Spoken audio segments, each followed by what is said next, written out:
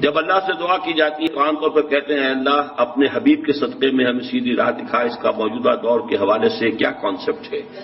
جو کام بھی ہم اللہ کے ساتھ کریں وہ ایک عبادت کا جز ہو جاتا ہے، اور اس میں کامل پیروی ہونی چاہیے حضور کی اور صحابہ کی۔ یہ صحابہ سے ثابت نہیں ہے۔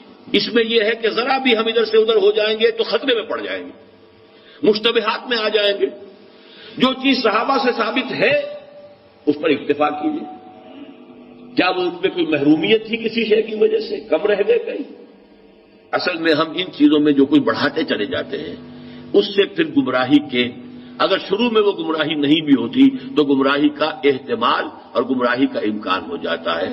تو کیپ آن دی سیف وے، اور سیف وے یہ ہے کہ جو بھی چیز دعا کے ضمن میں جو بھی دعائیں صحابہ کرتے تھے جس طور سے کرتے تھے، حضور کو میں نے یہاں پہ حضور کے ساتھ صحابہ کو ایڈ کر لیا ہے، کیونکہ یہاں تو حضور کو کہنا کہ حضور کے صدقے حضور کے واسطے یہ اے اللہ ہمارا یہ کر دے، تو یہ تو گویا کہ اگر ایسی بات صحیح ہوتی تو صحابہ کرتے، حضور تو نہ کرتے کہ میرے صدقے اے اللہ میری بات یہ قبول کر لے، لیکن صحابہ تو کرتے نا۔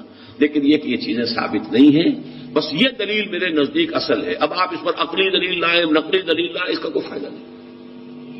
پہلے اصول طے کروا لیجئے، ما انا علیہ واصحابی، دین وہ ہے جو حضور کے طرز عمل سے اور حضور کے صحابہ کے طرز عمل سے ثابت ہو جائے۔ اس اصول کو جتنا پختہ کر لیں گے پھر اس کے حوالے سے بھائی لاؤ ثبوت لاؤ، بس ٹھیک ہے۔ آگے کی بات، کسی بزرگ کی بات، کسی صوفی کی بات، کسی ولی کی بات، کوئی شے دلیل نہیں ہے دین میں۔